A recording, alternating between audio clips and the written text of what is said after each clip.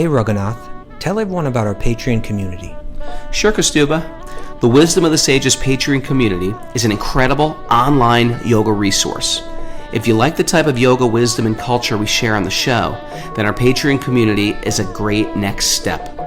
This is a listener-supported podcast, and any level of sponsorship will unlock a wide range of live and archived classes, talks, and even workshops.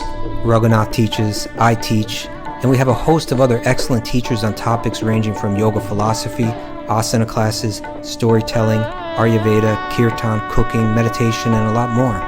We even have an incredible online Bhakti 12-step recovery group. So if you want to check it out, go to patreon.com/wisdom of the sages.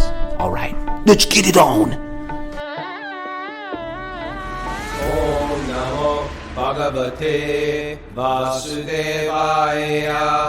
Om Namo Bhagavate Vasudevaya. Om Namo Bhagavate Vasudevaya.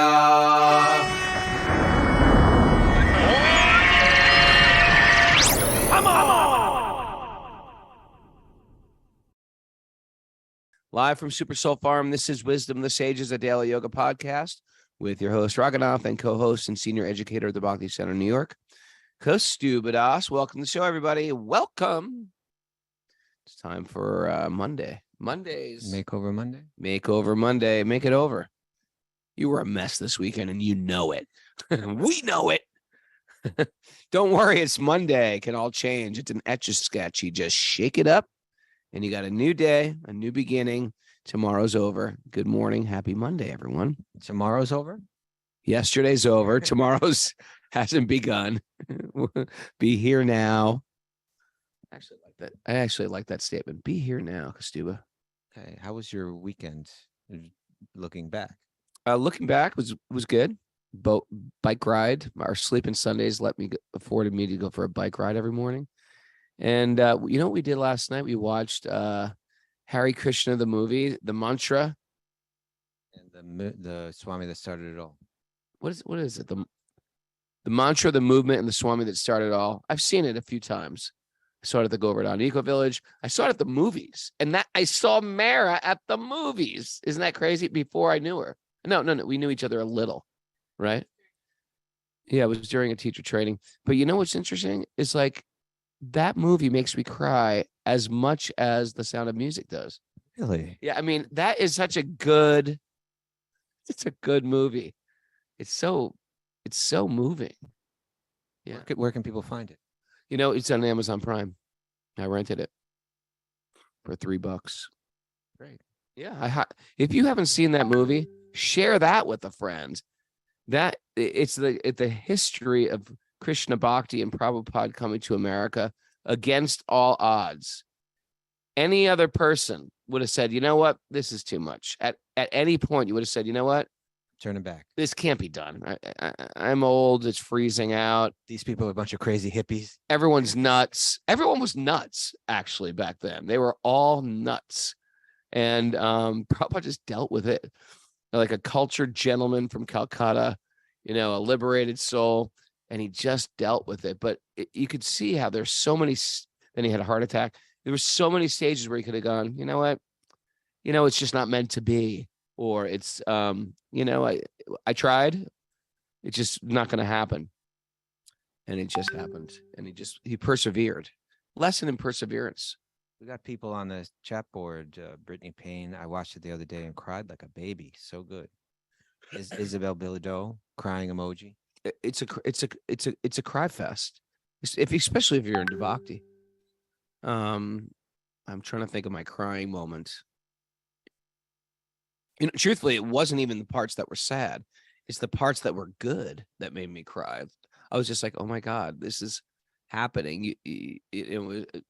I felt like like when the sports movie, like the guy starts to win after so much struggle or something like that. Yeah, something like to tear up a little. Yes, it was like that. It was more like cries of intense joy. I'm not joking. No, you're not joking. I joke a lot, but I was really moved. Excellent. All right, what's next? Should we keep this moving? Mara, announcements? Yeah? You ready for that? Mara. All right. We're back to recovery group meetings at 1, 2, and 9 p.m. Eastern time today. 3 meetings. Yeah. Okay.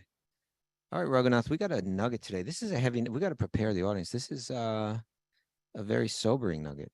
Yeah. Yeah, it's a sober nugget.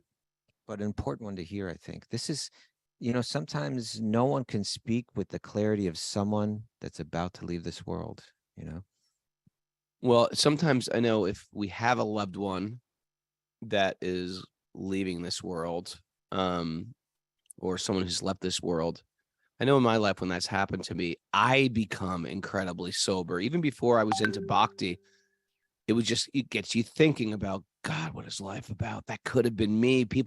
It's like the material world is picking everyone off indiscriminately. And that makes you really think about the important things of life.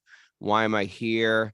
What is a priority in my life? And man, I got to say some thank yous. I got to say some I'm sorry's. I got to say some I love yous. So yeah, this is a story about a very successful person. I just want to say this is that when you get to the end of this is a long nugget, but when you get to the end of it, what she says is kind of so striking and so confirming of what we study daily here, what we discuss here daily. This idea coming from these sacred texts that go back so many centuries, saying in one sense that this world is illusory, right? That and that very idea can be so hard for many of us to wrap our minds around. What are you talking about? This is the real world. And what you read in these books is actually, make believe or something like that. But when the world moves in certain ways, suddenly everything disappears. You begin to realize what's real and what's not real. So let's hear this nugget. It's so easy to get caught up in the day-to-day. You forget about these things. That's why we need to hear this. Yeah. Okay. Who is this? Who wrote this? This is coming from a woman. Her name was Kyrzayda Rodriguez. And apparently she was like a fashion writer and a fashion blogger, but like super popular. Like she had, like just millions of followers and all that. And she was just kind of like, just Wait always a involved. second. You're saying if you got millions of followers, you're still going to die? Yeah. We're going to find out. But she passed away from cancer a few years ago. She was living this glamorous life at age 40. And so, before passing away at age 40 from cancer, world-renowned fashion writer Kyrzayda Rodriguez wrote the following. Okay.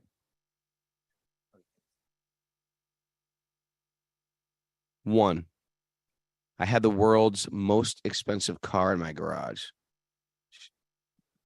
How much money did she make from writing blogs? I got to write a blog. I had the world's most expensive car in my garage, but now I have to move in a wheelchair. 2, my wardrobe was full of all kinds of designer clothes, but now my body is wrapped in a plain, thin cloth provided by the hospital. 3, I have a lot of money in the bank, but now I am benefiting nothing from this account. You get to a point where your money can't buy your safety or health any longer. The idea is like, I'm going to keep some money. Well, I don't need millions, but Security. Security in case I get sick. And there's sometimes you get sick and it actually buys you nothing. 4, my house is like a palace with great, big, comfortable bed, but now I lay in a hospital bed. 5, I used to travel from one 5-star hotel to another, but now I spend time in the hospital moving from one lab to another. 6, I've given hundreds of autographs. I've never heard of her, but now I sign medical records. You're not known as a true fashionista. Yeah, I'm not really up to date with much.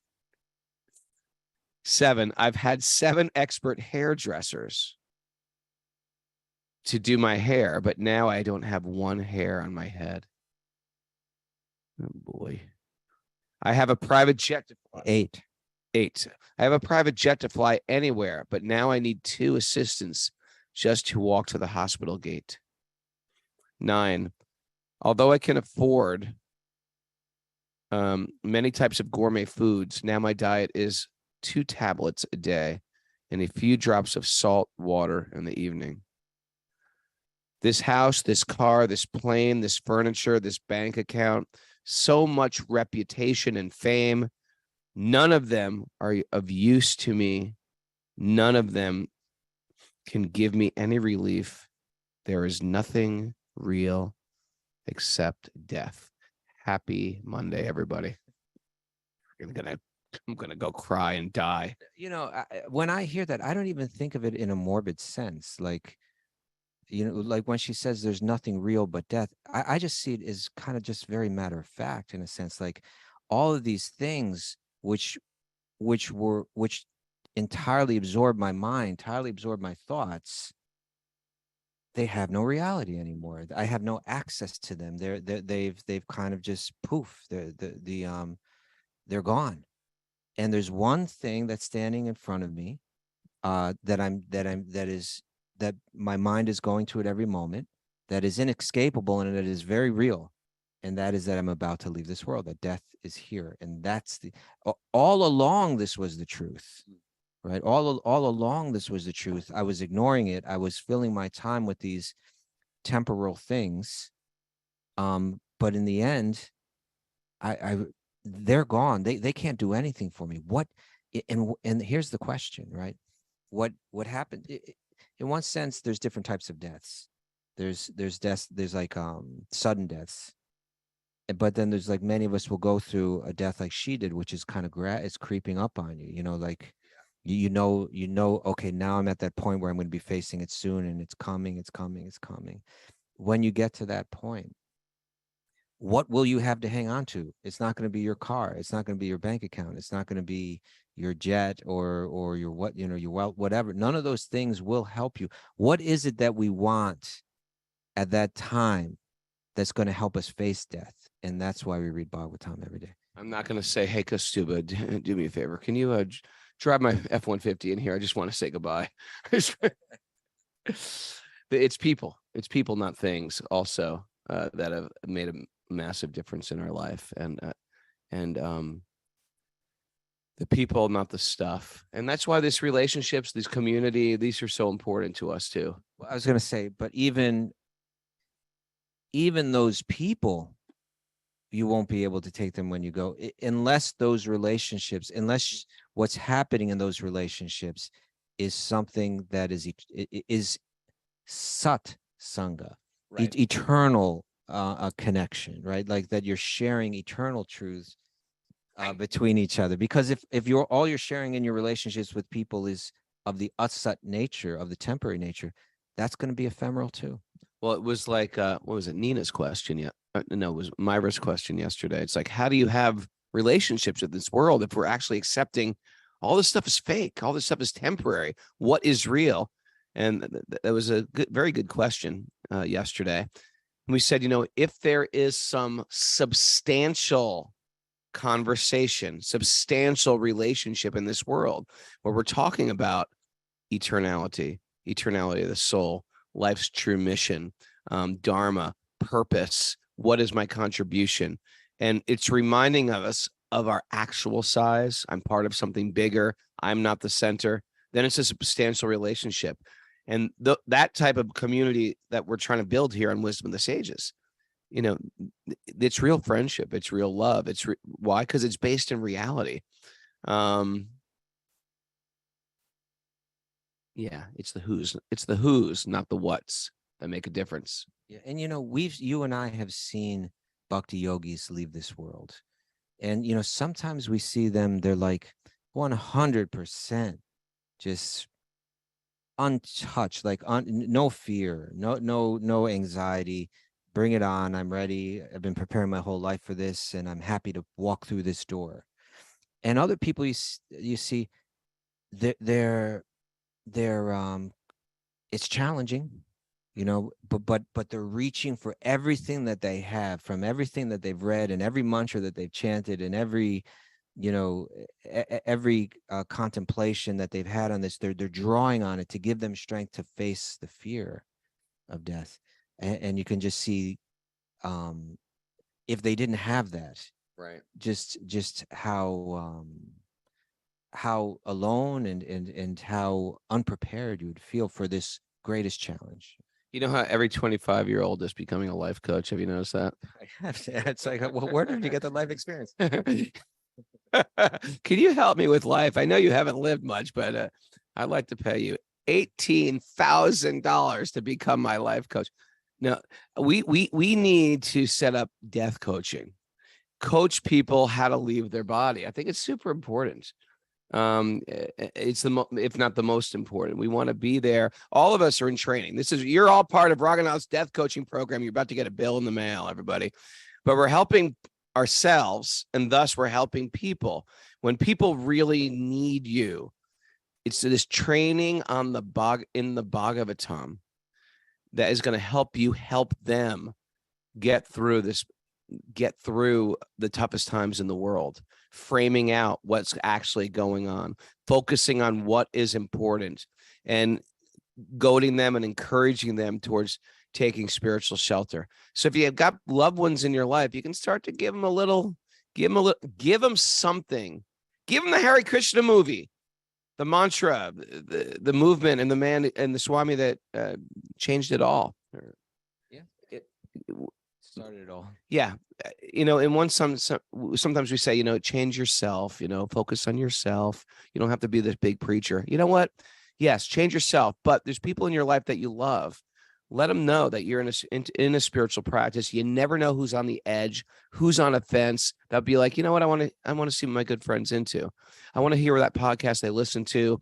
I want to see that movie they're talking about, because there's going to be a time. There's times where someone on my fringe is going through a hard time, and they'll come up to me. You know what? And I regret. This is one of my regrets in life. Because you probably consider me a preacher, but I'm very rarely preach to people that have never asked me. Like if I have a bunch of yoga students and they don't ask me about Krishna consciousness, really, I'll just pepper in spiritual truths. But I don't like to say, you should chant Hare Krishna. I don't like to say that to people unless they're really close to me and they're asking for a spiritual practice. But for the longest time, I didn't even say that. I just kept everything very surface. And I remember one person asked me, like, Raghu, I have cancer, I'm dying. And I still didn't push them. I still didn't death coach them. And I regret it now. And I'm different now. I'm different. Now I'm a little bit more, you know what? Do this experiment right now. It's really important. Anyway, I think there's people in our lives that will listen to us and they'll need it, especially when they come to us. Take it seriously. Share this message with people. You never know how much they need it. That the last statement of her nugget, it sounded so stark. There's nothing real but death. It's like, oh my God, what a dark, morbid message. Not really. It all depends. I came across another nugget here, Raghunath, that I saw this morning. This is from Ludwig Wittgenstein. I have no idea who he is. But he says, I don't know why we're here, but I'm pretty sure that it's not in order to enjoy ourselves. But I mean, just in all seriousness, yeah. It's like, what is the purpose of this life? It's not just to become distracted by things that give pleasure to the senses. It's that there is this test at the end, and we're meant to be preparing for that test. Then if you see death as the test, it's not actually really morbid. It's just like, if I'm unprepared, it's terrifying. If I'm prepared, then I can pass that test, and achieve the very purpose of this life. But if you so many times from my childhood to today, I analyze it. It's like, we are really just trying to distract ourselves, aren't we? any type of distraction. And some distractions are simple, of course, if we're living in a village, let's go play a game, let's go climb a tree. But to the degree that you have wealth, the distractions become greater. Let's I've got some art on my wall. Let's get $1 million pieces of art on the wall. Or, just yesterday I was riding my bike. So this guy drive by with a big boat. I was thinking, that boat, how much effort it takes to have a boat? It takes so much effort. You got to park the boat. You got to clean the boat in the springtime. You got to put the boat in the water. You have to have a slip for the boat. You have to drive the boat. You got to make sure the engine's working on the boat. You got to check the engine on the boat.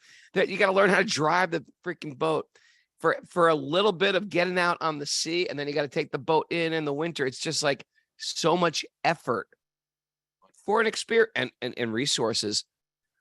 And what is it for? It gives you some pleasure, for sure, or horrific disaster that has done that. Well, we know that's going to happen at any moment. At any moment, that thing could be horrible. But it's an expensive, elaborate distraction from who am I and what am I doing here. And I'm sure, of course, I'm being sort of cynical, because I'm sure there's a lot of pleasure and just I have a little sailboat and I sail and I want to sail and I'm pushing myself. But I think you get my point. It can be a massive distraction that can just to fill up time in our life. Okay.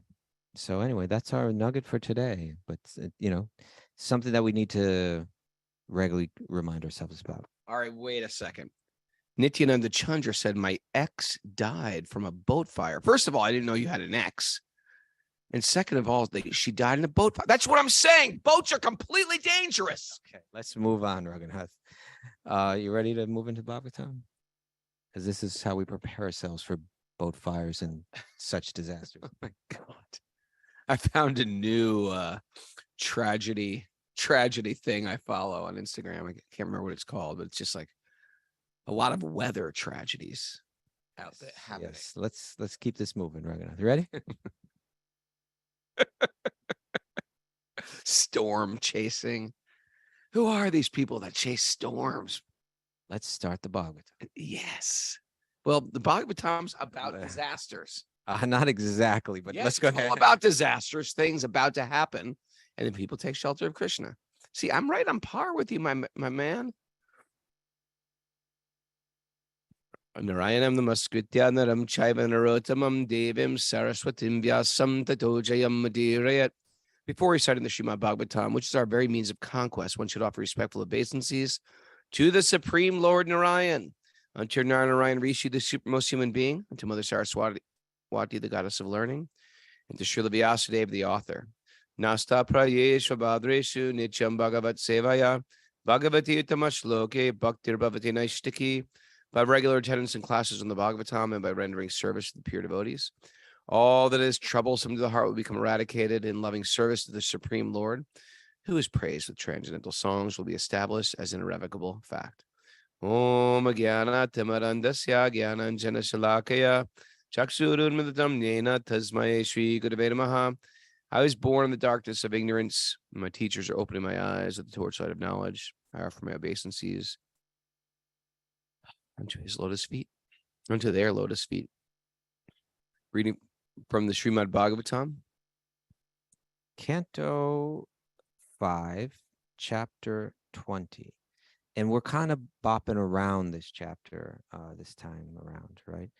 Because, what? Why are you laughing? You took a picture of your, how oftentimes ladies take a picture of their legs and the beach.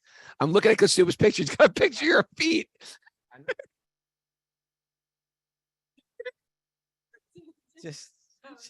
Just chill, guy. Okay, chill. All right, you ready now?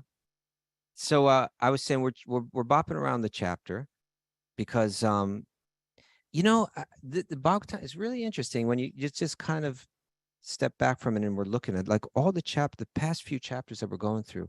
It's almost like there's a repeated theme that we're moving through the universe and we're hearing from different persons.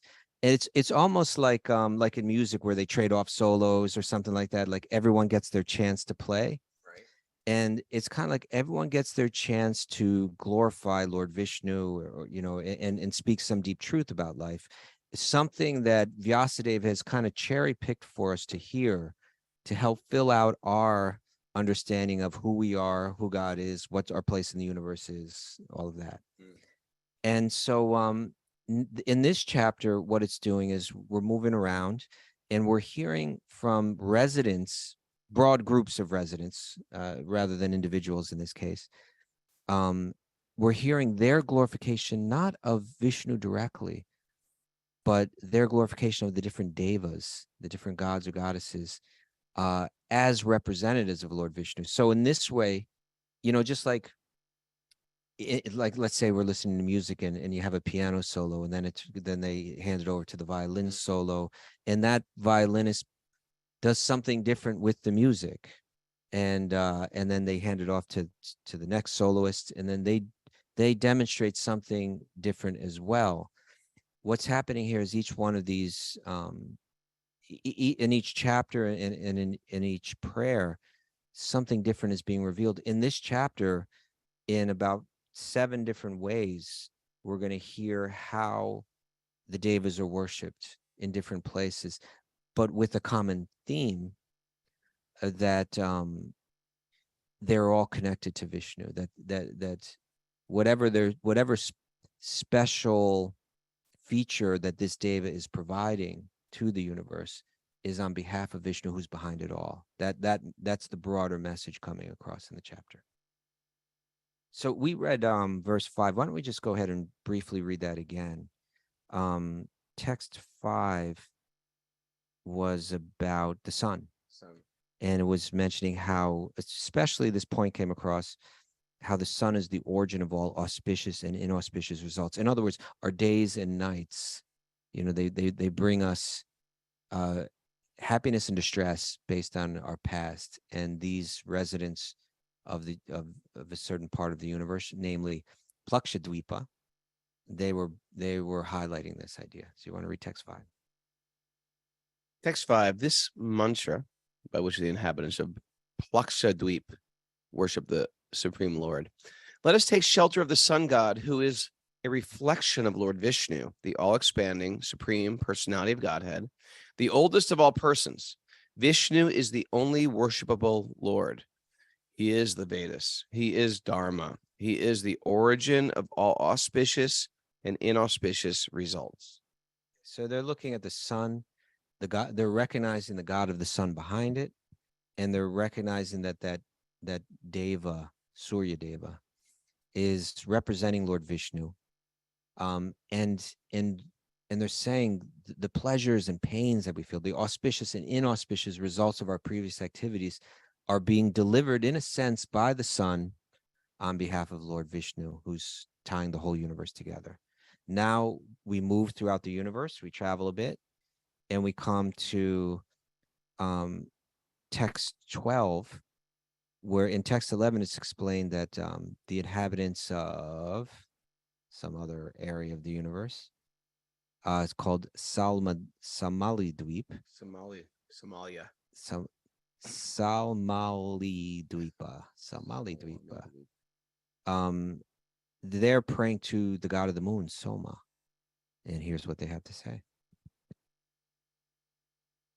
By his own words, by his own rays, the moon god has divided the month into 2 fortnights. So that's the lunar month is. You always had an interest in fortnights and even the term. Yeah, the fortnight. We don't use fortnight more. We got to bring it back. I'll see you in a fortnight, Kostuba. During the dark moon. Started off. Okay. By his own rays, the moon god has divided the month into 2 fortnights, known as, so in the Vedic calendars, they call this the Shukla and the Krishna. Krishna means the dark fortnight, and then there's Shukla, it's getting lighter. The demigod of the moon is he who divides time, and he is the king of all the residents of the universe.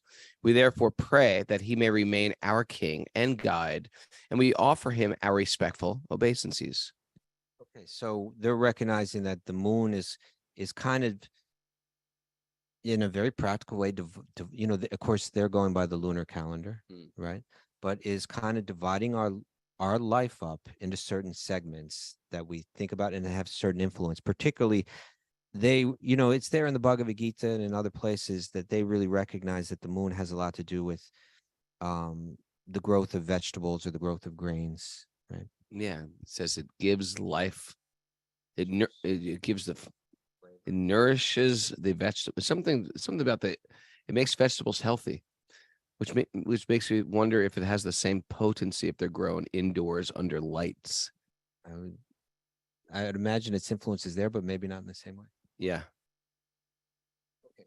So now we're going to continue to travel to another area of the universe called Kushadvipa. And in text 17, we're going to hear the prayers of the residents of Kushadvipa to Agni, the god of fire. O fire god, you are a part of the Supreme Personality of Godhead, Hari, and you carry to him all the offerings of sacrifices. Therefore, we request you to offer to the Supreme Personality of Godhead the yogyic ingredients. That's the sacrificial ingredients. We are offering the demigods, for the Lord is the real enjoyer. So everything that you offer the demigods, ultimately, we want you to offer back to the supreme God of the demigods. People, if they're new to bhakti and they hear like, all right, well, who do I worship? I just want to worship God. You guys got too many gods. Well, there are demigods. There's people that are just high. We like to think that humans are the highest. They're higher beings than us. But even those higher beings, as powerful as they are, there is a Judeo-Christian concept of a supreme divine controller. Even though it can break into multi-forms or have different facets of personality, like I can be a father, I can be a son, I can be a brother or sister. I can't be a sister, but you know my point. I have different facets of my personality, and so does Lord Vishnu. In the same way, but ultimately he is one, and therefore he is the one God. In the same way, Judeo-Christian culture would have, it's a God center. There is one divine being. So the demigods ultimately are underneath the Supreme Lord. I'm restating that. A lot of you guys already know this. This is old hat, but people are new to the show, and it gets a little confusing with all these gods and names and who do we worship. They all seem powerful. There's deities of all these deities, like actual deities that people worship. So just putting that out there. Thank you for putting that out there, Raghunath. And again, we can look at the Srimad-bhagavatam, and great scholars have, and in one sense, the Bhagavatam itself is stating that this is the author of all of the Vedas. It's his way of clarifying everything. That the Bhagavatam is that book where he said, if you didn't understand who all these gods were, I'm going to make it clear now. They're actually all representatives of Vishnu, who is ultimately an expansion of Sri Krishna. That's how it all works. If reading the earlier books had you confused, I'm going to clear it up for you right now. So he gives us this whole chapter of prayers to the devas for the purpose of ultimately worshiping Vishnu. And so Prabhupada writes in the commentary here, he says, if one worships the demigods, the devas, all the different gods and goddesses, as servants of the Supreme, if one worships the demigods as servants of the Supreme, carry the sacrificial offerings to the Lord, like tax collectors collecting revenue from the citizens and bringing it to the government's treasury. Okay, so he's saying that it's like these, although they're powerful, and although earlier texts are trying to encourage you to focus your worship towards them, that here it's being revealed because that's a first step in getting you to ultimately connect to Vishnu, who's behind them. And they are like tax collectors. And quite honestly, just like a tax collector, one person plays that role at one point in time, then they retire and they hand it over to another person. It's not that the tax collector is the government. The tax collector is just someone temporarily working on behalf of the government. That's what these devas are doing as well. I think with a lot of us born in a Western culture, the concept of demigod worship is so foreign. And then if you grew up in India, you know that sometimes there's demigod worship going on because your father or your grandfather or your great grandfather have been worshiping a particular demigod, maybe for many generations or as long back as, you know, your family line knows. And so even for them, and what's the things of worship? Similar: incense, lamp, etc. But ultimately, these demigods are working for Krishna. Even the demigods of earth, like the ways you would coronate a king, they're similar to the way you would worship a deity. There's like the ceremonial bathing, the washing of the feet, probably some scented oil or something like that. In one sense, it's all the way that you would greet an honored guest. Sure. And we say, yes, and it's a nice way to look at it. There are people who are doing bigger jobs than us in this world, and we show appreciation to them. But ultimately, and the Bhagavatam is saying this, ultimately, the highest source of that, the fountainhead of all power, is coming from Lord Vishnu in its original form of Sri Krishna. And so particularly here, it's speaking about Agni, the god of fire. And for those that are familiar with the Vedic culture, that in the rituals of worship, the fire yagnas, the Agni hochas, you know, you light the fire, and then you, with mantra, you offer grains into the fire, you offer ghee into the fire. In a sense, you're offering it to Agni, you're offering it to fire, but again, through Agni to Vishnu. That's one of the important points here. Okay.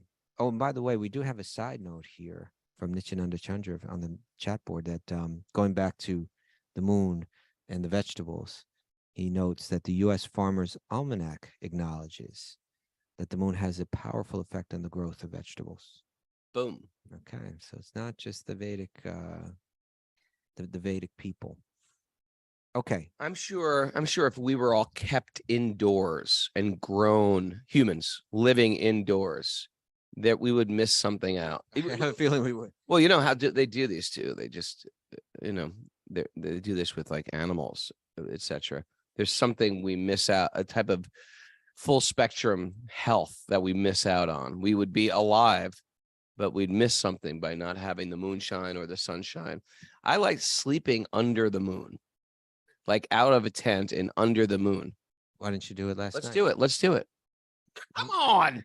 Just, you want to do it? Let's just do it. I didn't say I want to do it. All right. Well, said if you like it it last night. Well, yeah, why not? Like, are you challenging me? Yeah. No, I'm asking. Why? How about say something like, let's sleep under the moon then, or like, yeah, do it. Why you got to be so challenging? It wasn't a challenge at all. It was just a question. Why didn't I do it last night? Because I got home late last night. Okay. Why didn't you do it the night before? Mr. Grumpus over here. Okay, now we're moving on to a place in the universe called Krauncha-dweepa. Krauncha-dweepa. And in text number 23, the inhabitants of Krauncha-dweepa are going to glorify Varuna. Oh, the god of the waters, the god of the seas. I wonder if this is the Kronchasana. There's a yoga pose. Perhaps. It's a type of bird. Kroncha-dweep. Oh, water of the rivers. You have obtained energy from the Supreme Personality of Godhead. Therefore, you purify the three planetary systems known as Bu, Bhurvaha, and Sva. By your constitutional nature, you take away sins. That is why we are touching you. Kindly continue to purify us. I wonder if that's all the holy rivers or just rivers. Ever wonder I want to know if there's a deity of the Hudson River or the Mississippi. Is there Mississippi Davy? You know, ever think like that? Yeah, I've thought about it. Yeah. I wonder if they're holy. Or if all rivers are holy, or some are otherworldly and some are material. You know, I guess there's like levels of humans and levels of higher beings. I wonder if the Ganges is the Yamuna or the Saraswati, if they're the king of holy rivers, or if they're all very sacred. Well, let's check in with Srila Prabhupada in the commentary here. He writes, the energy of the Lord acts through the creation, just as heat and light, the energies of the sun, act within the universe and make everything work. the specific rivers mentioned in the Shastras. So here he's saying specific rivers. The specific rivers mentioned in the Shastras, in these sacred texts, are also energies of the Supreme Personality of Godhead, and people who regularly bathe in them are purified. So certainly water in general has a purifying effect. But here it's saying specifically a purification of karma, right? A purification of the results of your previous activities, or particularly your, let's say your bad karma, the results to your negative activities. So he says, it can actually be seen that many people are cured of diseases simply by bathing in the Ganges River. That's what they say. That's what they say about the Ganga. Yeah. And so he continues, similarly, the inhabitants of Krauncha Dvipa purify themselves by bathing in these rivers. So then it's certainly a prominent theme within these texts, the rivers, the holiness of the rivers, the power of the rivers. Here, these residents are praying to the rivers, and again, but recognizing that their value, their power, is all in relation to Lord Vishnu.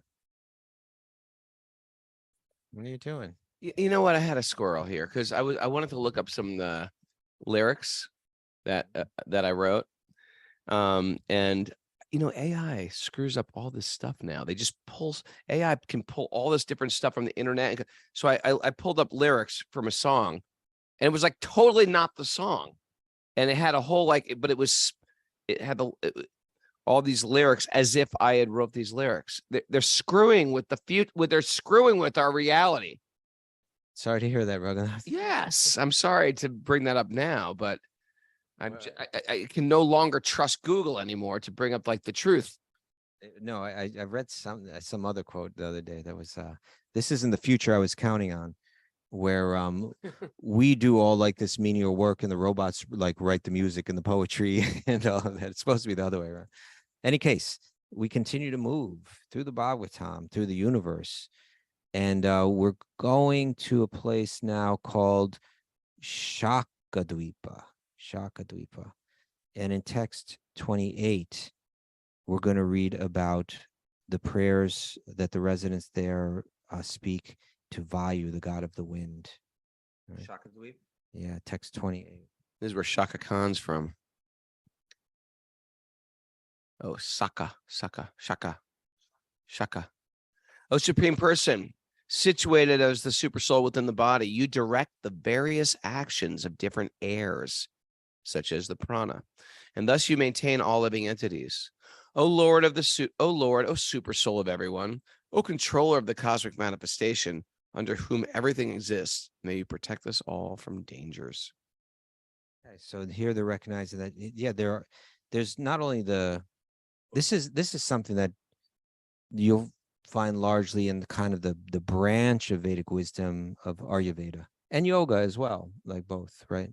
That this recognition that, yeah, there's winds that move that move throughout this world. There's winds that move the seas. There's winds that That's an interesting way to look at it. That just there's a human body, and they say there's fire in the body, and people could argue, well, there's no fire in the body. Well, there's a heat in the body. What's keeping it warm? So there's an element of heat in the body. There's an element of water in the body. And so there's also an element of air in the body. And according to yogic medicine, it's the airs that have to do with the blinking of the eye, with the passing wind, with the urination, with giving birth. It's a wind of the body. And like the cosmic body, there's winds of the planet, there's fires of the planet, right? When you have a volcano, etc. It's super interesting. It's the old micro macro Fibonacci spiral thing. Yeah, it's an interesting way to conceive of your own body, and even just thoughts like that are conducive for just exactly that macro micro thing. That yeah, I'm living in a particular universe of the body that has its heat element, it has its sun, its deity. It has its fire, it has its wind in it, and it's really the wind that's facilitating all my movements, to be able to lift my arm, to be able to blink my eyes. That's being carried out, and that there is a deva behind that's facilitating that. Otherwise, I have no ability to do it on my own. And therefore they should be recognize. There should be some expression of gratitude. And that's what we're reading about in this chapter. Okay, now finally, we wrap it up in texts 32 and 33 in a place, another island in the universe called Pushkaradweep, where they are going to offer prayers to that deva who's really kind of like sitting at the top of it all, kind of like the big granddad of them all, the one from whom they all stem, and that's Lord Brahma. 32 and 33. For the fulfillment of material desires, the inhabitants of this tract of land worship the Supreme Personality of Godhead as represented by Lord Brahma. They offer prayers to the Lord as follows. Lord Brahma is known as Karma Maya, the form of ritualistic ceremonies, because by performing ritualistic ceremonies, one may attain his position. And because the Vedic ritualistic system becomes ritualistic hymns become manifest from him. He is devoted to the Supreme Personality of Godhead without deviation, and therefore, in one sense, he is not different from the Lord. Nevertheless, he should be worshipped not as the monists worship him, but in duality. One should always remain a servitor of the Supreme Lord, the Supreme Worshipable Deity. We therefore offer our respectful obeisances unto Lord Brahma, the form of manifest Vedic knowledge. Ever been to Thailand? There's like these Brahma, I think they call it someone else, but it's actually this four-headed Brahma temples everywhere that they worship, similar pujas, etc. Yeah, it's so this is a really interesting message, right? Like now they've in this chapter it's concluding the worship of the devas. It's mentioned about 7 different devas that they worship. It's mentioned the contribution that each one makes. And here it talks about Brahma, who, again, he's the origin, he's the secondary origin of these devas, right? Ultimately, it's Vishnu behind him, but he's the creator. He creates the very bodies of these devas.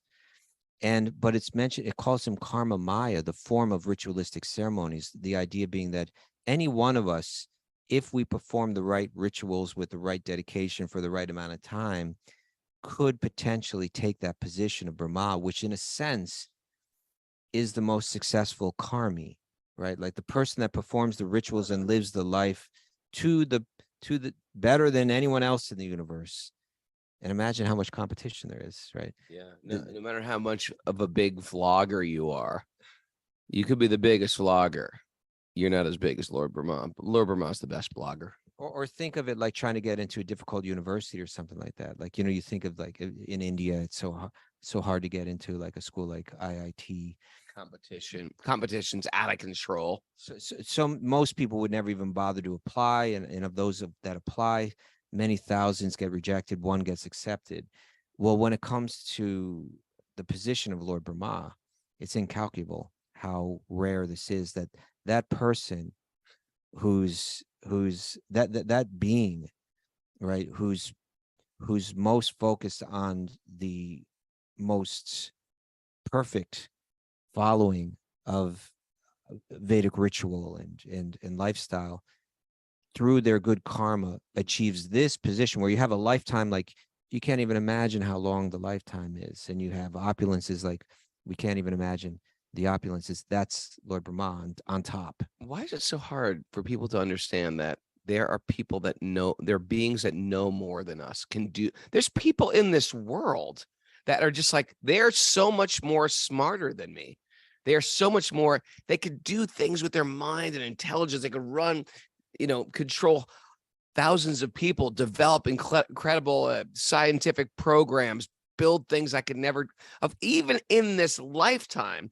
We're talking about like getting into a school and one person out of 10,000 get in. There's hierarchy within this world. Now, we shouldn't say that makes them a better person. They could be evil and jerks, etc.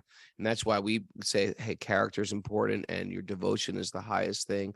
Your connection to source is the highest. But in a material level, of course, there's beings higher than us. That's happening within our high school. We can't just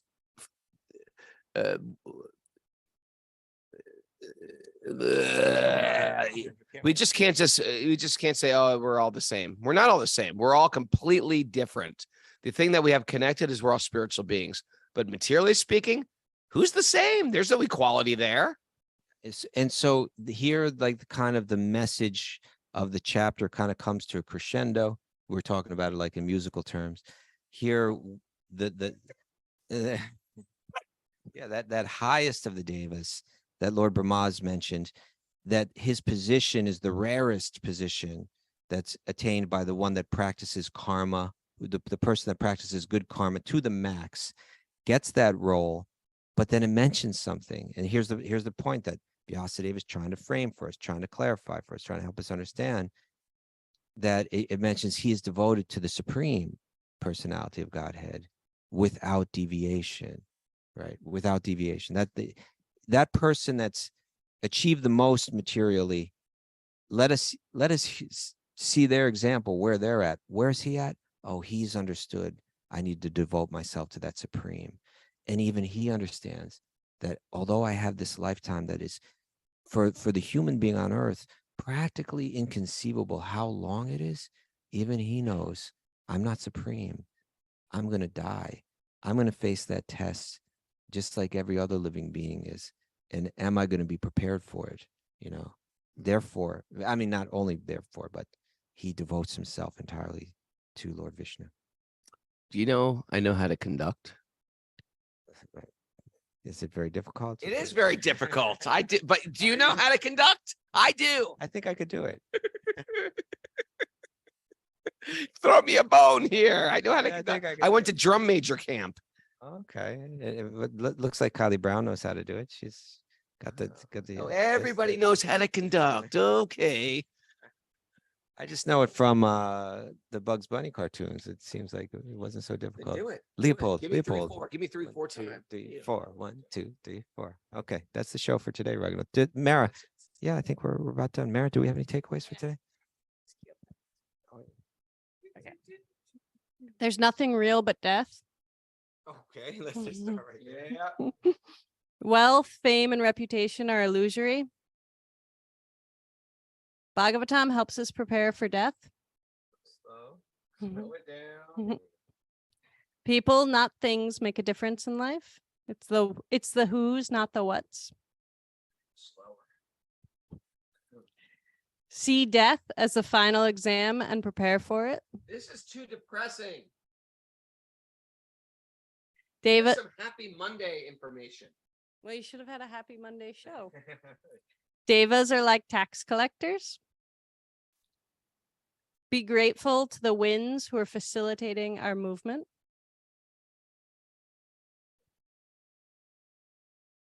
We need the sun and moon for full spectrum health. Yeah, it was pretty good. Brahma is the most successful karmi. You have to go to the share screen to the bottom to share that. Oh, so pause that. Okay. Demigods are working for Krishna. Yes. Yeah. And why not sleep outside under the moon? Why not, Ragnar? Why aren't you doing it if it's such a great thing to do? Where are you? Because I'm not the one that said it's so great. Yeah, all right. You know what? I'll take you up on that challenge. It's not a challenge. It's just a question. I need to be inspired. Man, this song has 7.4 million views. Maya Poris, hats off to you. By the way, I know I wonder. I guess 1,100 and. Hey, I would just want to Bali from the Mayapuris and Dunya, our favorite therapist, relational therapist. They're going to be doing Chan Camp with myself at Super Soul Farm. Yeah, check out all the stuff we have at Super Soul Farm going on for the rest of the year. We've got a Bhakti Recovery Retreat. We've got me and Laura Pag's retreat. And we've got Chant Camp coming up and trying to get another Wisdom of the Sages retreat going on before this year ends. Look, Henry's going to be there. He's going to be at Chant Camp. Yep, Henry, you and me, man, pillow fighting. It's gonna happen again. A big, massive Maha pillow fight reunion. Thanks for joining us. I gotta go teach a yoga class right now, but it's a beautiful day, and you're beautiful people, and some people have beautiful pets, I see. And if you like what we're doing, share it with your friends. You know, we got a little something from Raj Bihari here, a little statement about conducting right now. That some people need to know. Oh yeah, what does he say? It says, if you want to lead the orchestra, you must turn your back to the crowd. Ooh, I like that, Raj Bihari. If you want to lead the orchestra, you're going to turn your back to the crowd. Okay, that's our takeaway today. Let the magic continue to flow, everybody. It's a beautiful day for a beautiful day. Mwah! Can't do that and then not hit the off button. It looks too crazy. Then you're like,